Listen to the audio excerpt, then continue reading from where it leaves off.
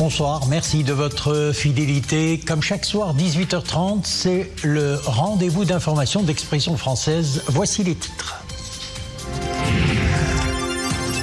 Cannes U17, le Maroc sur le toit de l'Afrique. Après un parcours sans faute, les lionceaux de l'Atlas décrochent le titre africain face aux Aiglons du Mali après la série des tirs au but 4-2. Il s'agit du premier sacre de la sélection marocaine en Coupe d'Afrique des Nations de la catégorie.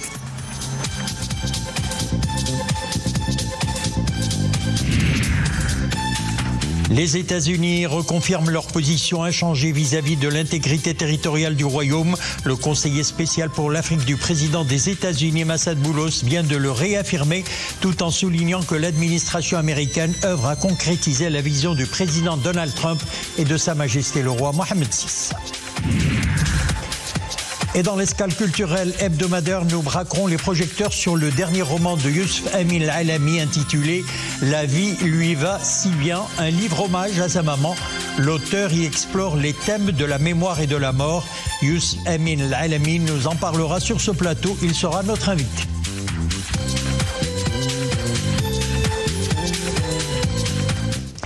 Comme annoncé en titre, la sélection marocaine de football des U17 remporte la Coupe d'Afrique des Nations. Les protégés de Nabil Baha ont pris le meilleur sur une coriace équipe malienne au tir au but 4-2, temps réglementaire 0 partout. C'était cet après-midi au stade Bachir de Mohammedia. À l'issue donc de la finale, le ministre de l'Éducation nationale, du préscolaire et des sports, Mohamed Saad Brada, le président de la Confédération africaine de football, Patrice Motsepe, et le président de la Fédération royale marocaine de football, Fouzi Rja, ont procédé à la remise de la coupe et des trophées aux joueurs et aux équipes participantes. Lors de la séance des tirs au but, Bouchaïb Bellarouche s'est encore une fois illustré en sortant 2 pénaltys.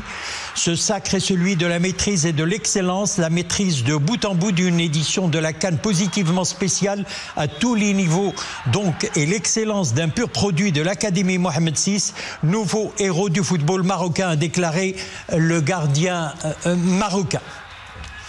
Il s'agit du premier sacre de la sélection marocaine en Coupe d'Afrique des Nations de la catégorie. Le sélectionneur national a su former un collectif homogène et soudé. Les lionceaux de l'Atlas ont réussi à relever le défi de garder la coupe au Maroc.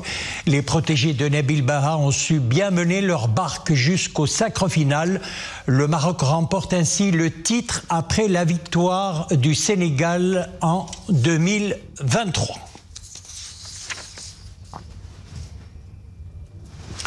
À présent, je vous propose d'écouter Nabil Baha, le sélectionneur des U17, qui s'exprimait lors d'un point de presse à l'issue du match. Pour moi, c'est ma première expérience en tant qu'entraîneur principal. Et de commencer un titre, c'est merveilleux. Ça va me permettre de grandir. J'ai appris énormément tout au long de cette année. Et en tant que papa, fier de mon fils qui est champion d'Afrique, et notamment parce que nous sommes les premiers à avoir gagné cette Coupe d'Afrique dans cette catégorie, donc on sera jamais dans l'histoire, et le fait de Ndero Maouldi, c'est tout un honneur.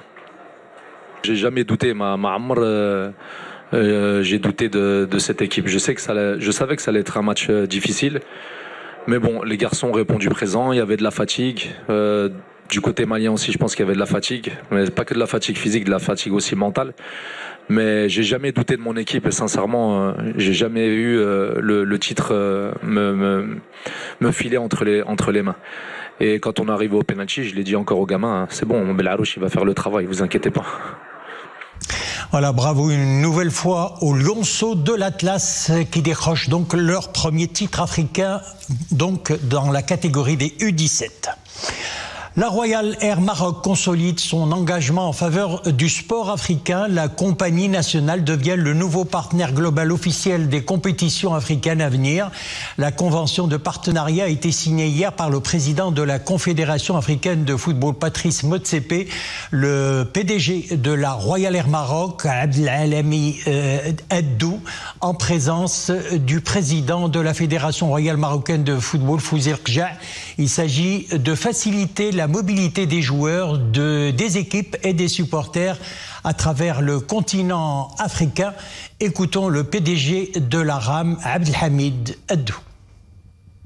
Ça va se matérialiser par d'abord un accroissement très important des flux aériens, jusqu'à doubler les flux des principales capitales africaines sur notre pays pour accompagner les supporters de tous ces pays vers les différents stades marocains pour assister aux différentes manifestations, sans oublier les diasporas marocaines et africaines qui sont partout dans le monde, où non seulement nous allons connecter les principales capitales européennes vers les stades marocains et les aéroports marocains, mais aussi les différentes villes en Europe, en Amérique du Nord que nous desservons, en Asie. Sahara marocain, les États-Unis ne cessent de reconfirmer leur position inchangée vis-à-vis de l'intégrité territoriale du royaume. Le conseiller spécial pour l'Afrique du président des États-Unis, Massad Boulos, a qualifié aujourd'hui de forte et de sans équivoque la réaffirmation de la reconnaissance américaine de la souveraineté du Maroc sur son Sahara. Écoutons sa déclaration livrée à nos confrères de Medi 1 Radio. La position américaine portant sur la reconnaissance de la pleine souveraineté du Royaume du Maroc sur son Sahara est franche et sans équivoque. Elle a été réitérée à maintes reprises et de manière claire. Le secrétaire d'État américain Marco Rubio l'a réaffirmé clairement la semaine dernière. Il s'agit de la même position exprimée par le président Donald Trump à Sa Majesté le roi Mohammed VI, qui actait la reconnaissance américaine de la souveraineté du Maroc sur le Sahara. Les États-Unis soutiennent la proposition d'autonomie présentée par le Royaume comme seule base pour une solution juste et durable aux différends régionaux autour du Sahara marocain. La position officielle des États-Unis est celle clairement exprimée en 2020 par Donald Trump. Elle demeure constante et ne prête à aucune ambiguïté. Toute autre information véhiculée en dehors de ce contexte relève de considérations fallacieuses et infondées. ولا أساس لها من الصحة. نحن نؤكد على متانة الشراكة الأمريكية المغربية. Nous tenons à souligner l'importance du partenariat stratégique maroco-américain en faveur de la paix et de la sécurité régionale et internationale. Les États-Unis considèrent le Maroc comme partenaire stratégique au niveau de la région, d'où notre volonté de mettre en œuvre la vision de Donald Trump et de Sa Majesté le roi Mohammed VI en vue d'un règlement de la question du Sahara. À cet effet, nous prévoyons d'effectuer très prochainement une visite officielle au Maroc. Ce déplacement sera une opportunité d'échanger avec les parties concernées.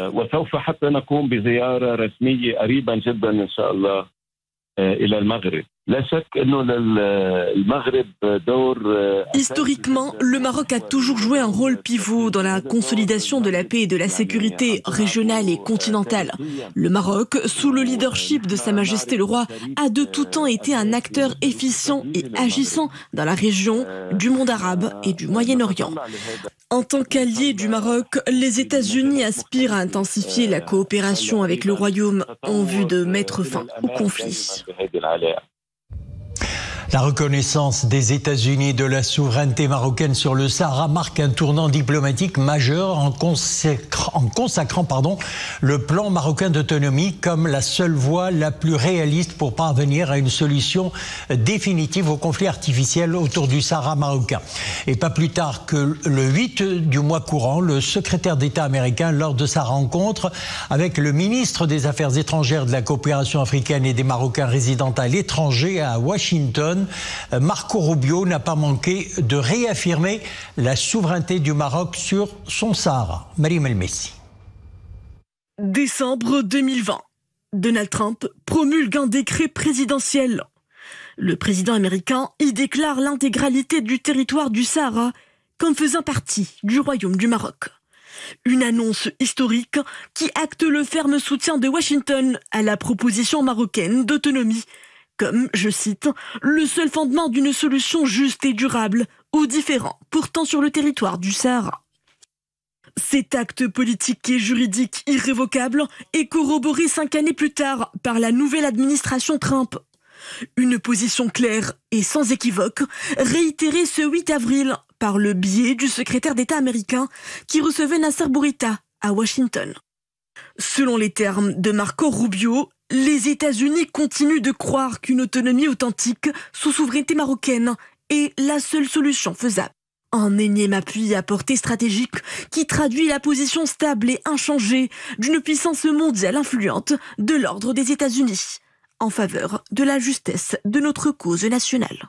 Le chef de la diplomatie américaine affirme que le président américain exhorte les parties à s'engager dans des discussions sans délai sur la base de la proposition marocaine d'autonomie, comme seul cadre en vue de négocier une solution mutuellement acceptable. Le secrétaire d'État a noté que les États-Unis faciliteraient le progrès vers cet objectif. En incluant nos provinces du Sud sur la carte marocaine, les États-Unis signent un virage majeur vers la consolidation de l'intégrité territoriale du royaume et le renforcement de la paix et de la stabilité régionale. Et puis notez que dans un tweet sur le réseau social X, le congressman américain Joe Wilson a martelé avec une virulence sans concession, je cite, « Le Polisario doit être désigné comme une organisation terroriste étrangère. Trump va le réparer ». Fin de citation. À présent, en tourisme et ses indicateurs au vert, le volume des nuitées réalisées dans les établissements d'hébergement touristique est en hausse de 16% à fin février 2025 par rapport à la même période de 2024. Selon l'Observatoire du tourisme, les principales destinations, à savoir Al-Haouz, Fès, Tanger, Casablanca, Essaouira, Agadir et Marrakech, ont enregistré des résultats positifs durant cette période. Cette évolution concerne les touristes non résidents avec plus de 20% et les résidents avec plus de 6%, précise l'Observatoire dans ses statistiques du mois de février 2025. Direction à présent la plus grande librairie du Maroc, le Ciel 2025 à Rabat. Depuis son inauguration, le Salon international de l'édition et du livre ne désemplit pas. L'un des pavillons les plus fréquentés, celui de l'Émirat de Sharjah, invité d'honneur de cette 30e édition. Une vitrine qui met en avant la culture et l'identité des Émirats arabes unis, pays avec lequel le Maroc est lié par des relations ancrées dans l'histoire. Hassan Mandour, Imaneblo. Au Salon international de l'édition et du livre, il y a foule. Au centre de toutes les curiosités, le pavillon de l'Émirat de Sharjah, invité d'honneur de cette 30e édition. Un carrefour où deux grandes cultures s'entrelacent. Le Maroc et les Émirats arabes unis sont liés par une longue tradition d'échanges culturels et de transmission du savoir. Nous avons tout un programme qui s'articule autour de plus de 60 activités culturelles avec des soirées poétiques. Il y a aussi une centaine d'écrivains émiratis et marocains et plus de 18 départements gouvernementaux en charge du livre et de l'édition. Par cet événement, nous cherchons à jeter des ponts de coopération culturelle entre nos deux pays. Célébrer les convergences, le commun. Telle est la devise de cette participation distinguée qui met en avant les trésors culturels orientaux, à la croisée de la culture et de la littérature marocaine, ainsi que de l'héritage andalou foisonnant. Ce salon est l'occasion de discuter de tout ce que nous avons en partage, l'histoire, la langue, les lettres. On se rend compte que les humains, là où ils sont, se ressemblent, malgré leurs divergences. Ici, il y a plusieurs tables rondes animées par des écrivains marocains et émiratis autour de plusieurs thématiques. L'histoire des bibliothèques, des manuscrits et des trésors du savoir dans nos deux pays. Depuis l'inauguration de cette 30e édition, le pavillon de l'Émirat de Sharjah connaît une affluence constante, aussi bien dans la salle des conférences que devant les étals où sont exposés de nombreux ouvrages. Une précieuse occasion de nouvelles rencontres littéraires, d'hybridation d'idées et de projection dans le futur du meilleur compagnon de l'homme. C'est l'heure à présent de votre escale culturelle hebdomadaire. Elle sera tout aussi littéraire avec un bel hommage à la figure maternelle. Hommage rendu par l'écrivain Youssef Amin Al-Alami à travers son nouveau roman « La vie lui va si bien » paru aux éditions Le Fennec. L'auteur dédie son récit à sa chère maman en explorant avec subtilité et émotion la mémoire, mais aussi la résistance face à l'inéluctable. Sophia Fegroud et Abderrahim Betchiri. De l'aveu même de l'écrivain, c'est un roman qui saute du coq à l'âme. Le livre commence par l'histoire d'un coq, heureux de se voir offrir une seconde vie, après une première bien trop courte. Le récit s'achève sur une vue sur l'âme d'une héroïne, fatiguée d'une vie bien trop longue. L'on comprend vite qu'à travers les chapitres, l'auteur tente inlassablement de maintenir sa mère vivante grâce à l'écriture. Car il suffit d'ouvrir les ailes d'un livre pour que les personnages vous prennent dans les bras, écrit-il. Alors il ressuscite les souvenirs, les gestes et les paroles de sa mère comme pour retarder l'échéance de sa disparition. Il y a quand même une particularité, c'est que le personnage central est sa mère, mais il faut voir avec quelle virtuosité il joue justement avec ce propos littéraire et ce propos existentiel, parce que pour lui c'est capital. On sent comment il se réalise et qu'il s'est réalisé à travers cette figure de la mère. Et surtout ce qu'il y a aussi, c'est qu'il y a plus qu'un projet biographique, il y a un projet littéraire. Et dans sa quête littéraire, l'auteur retrace les détails du quotidien. Youssouf Amin Alami, en bon architecte de la narration, sait dessiner des parallèles, comme lorsque sa mère jeune brode et tricote, comme toutes les filles, à qui l'on veut apprendre la discipline et l'abnégation. Beaucoup plus tard, au crépuscule de sa vie, ces mêmes aiguilles de tricot transperceront le temps qui s'étire. Et puis il y a les deuils. D'abord celui d'une école qu'elle a quittée trop tôt. Ensuite, celui d'un mari, parti lui aussi, à la fleur de l'âge, ironiquement, au printemps.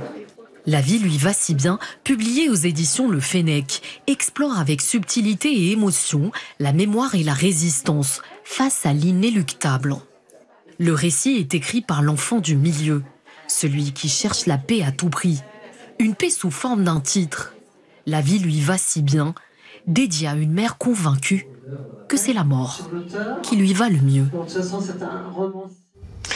Youssouf Amin Alami est avec nous sur le plateau ce soir. Bonsoir. Bonsoir. Alors, votre nouveau roman, La vie lui va si bien, est un livre hommage à votre maman. Dans quel état d'esprit l'avez-vous écrit ? Alors, je voudrais tout d'abord dire que c'est un hommage à ma mère, mais à toutes les mères. Lorsque j'ai annoncé à ma mère que j'étais en train de travailler sur un projet dans lequel elle était bien sûr non seulement présente, mais je dirais même omniprésente, sa première réaction était de me dire « Moi je suis ta mère, mais ça ne va pas intéresser les gens, à part que, comme je lui ai dit, tout le monde a une mère. » Et en fait, moi c'est vraiment un hommage à la maman que nous avons tous. À toutes les mamans. Et aux mamans que nous voulons garder le plus longtemps possible.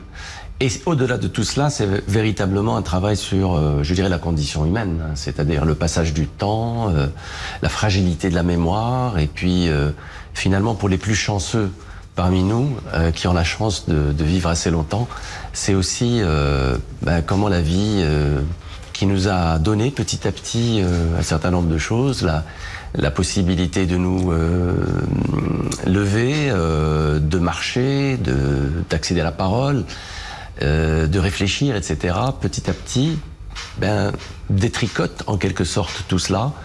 Et moi, je voulais quand même m'intéresser à cet aspect-là qui me paraît quand même très très important. Justement, vous venez de le dire, votre roman donne à réfléchir sur la fragilité. Vous avez parlé de la fragilité. Le passage du temps, c'était une façon pour vous donc d'improviser le caractère de l'être humain qui porte donc la mort en lui. Oui. Nous commençons à mourir à partir du moment où nous naissons, en fait, hein. Donc c'est ça, c'est le compte à rebours. Fort heureusement, on ne connaît jamais ni l'issue, ni de quelle manière, ni à quel moment. Heureusement. Fort heureusement, absolument. Sinon, on ne ferait rien. En tout cas, moi, je crois que je n'aurais pas écrit ce livre, hein, par exemple. Et je voulais quand même, parce que c'est assez rare dans la littérature, hein, nationale ou même internationale, qu'un écrivain écrive sur ses parents vivants. Et généralement, c'est à la suite d'un décès que l'on écrit un hommage, etc. Et moi, j'ai tenu absolument à ce que ça soit du vivant de ma mère qui est bien sûr à un âge avancé. Et je me suis dit, c'est ma façon à moi, en quelque sorte, de la préserver, de l'immortaliser. D'ailleurs, dans la dédicace, je dis, voilà, je dédie ce livre à ma mère, ce livre qu'elle habite désormais. Justement, nous imaginons bien que c'est un petit peu difficile de coucher sur une feuille, donc toute une mémoire d'un être qui nous est cher, car souvent les souvenirs remontent à la surface et se bousculent dans nos têtes. Comment avez-vous réussi à convoquer les moments les plus forts que vous viviez avec ou que vous vivez actuellement avec votre maman? Oui, alors en fait j'ai fait œuvre de pédagogie d'une certaine façon, parce qu'au début il y avait une certaine résistance quand même, de la part de ma mère, et plutôt que de lui poser des questions, j'ai plus engagé des conversations avec elle. Donc c'était plus des discussions, des conversations. Et moi je glanais, j'avais l'esprit en éveil, un petit peu alerte, et je glanais un petit peu des choses qu'elle me racontait, parfois pour la toute première fois. Mais je me suis rendu compte que très vite aussi, elle s'est prise au jeu aussi. Parce que finalement, en convoquant sa mémoire, elle a aussi, d'une certaine façon, ressuscité les siens. Et donc mon père défunt, mais aussi ses parents, ses propres parents. Et elle le faisait en même temps qu'elle tricotait, qui est une activité qu'elle fait depuis j'imagine depuis toujours. Et moi, quand je l'observais avec les fils, alors elle ne fait plus que des petits formats, des petites brassières pour bébé. Elle n'a plus la force pour faire des grands tricots. Et ce qui est extraordinaire, c'est que quand je lui demande mais à qui le destines-tu, très souvent elle ne sait pas. C'est-à-dire qu'elle le tricote pour garder cette activité, et elle me dit bon ben la personne qui le portera se reconnaîtra le jour où je l'aurai terminé. Et c'était souvent comme ça. Et moi, je me suis rendu compte très vite, en l'observant et en discutant avec elle, que je ne faisais rien d'autre moi-même en tant qu'écrivain que tricoter. Pas avec un fil de laine, mais avec un fil d'encre, en tissant. D'ailleurs, il suffit de rappeler que l'origine du mot tissu et texte est la même. C'est pour ça qu'on parle de texture, d'ailleurs, pour les tissus. On parle du fil de l'histoire, c'est exactement la même origine. Et un écrivain ne fait que tisser, que nouer des liens, nouer des noués. Alors, votre écriture dans ce récit est qualifiée de cinématographique, avec une dimension visuelle très forte. Pourra-t-on voir l'adaptation de votre film, en film ou au cinéma, un jour? Alors, je ne demande que ça. Je ne suis pas cinéaste. Par contre, je suis cinéphile. Moi, j'appartiens à une génération de Marocains qui ont grandi avec les salles de cinéma. Avec les salles de cinéma. Donc, moi, je fréquentais parfois 3 fois par jour le cinéma. Donc, la séance du matin, de l'après-midi et du soir. Et aujourd'hui encore, je favorise la salle de cinéma. Moi, je n'ai de plaisir à regarder un film que dans une salle de cinéma. Donc j'ai forcément, ça revient un petit peu à ce que vous disiez à l'instant, à savoir que il y a un aspect cinématographique effectivement dans mon écriture, d'ailleurs même dans la façon avec laquelle je compose mes livres, tous mes livres. Je les écris jamais dans l'ordre dans lequel les lecteurs les lisent.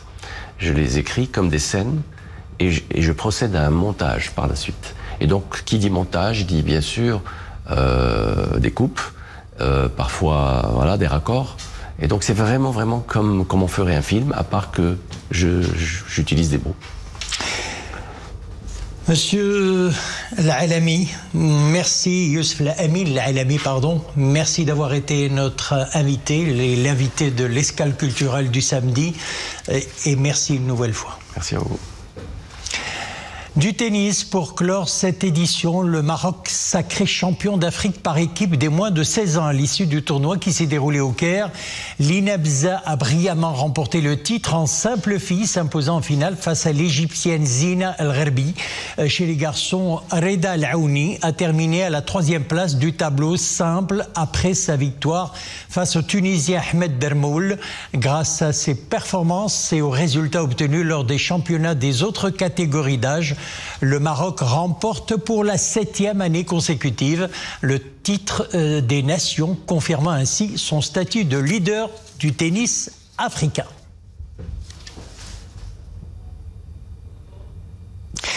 Et voilà, c'est avec cette très bonne nouvelle, après celle des U17, que nous refermons l'édition. Merci de l'avoir suivi et à bientôt.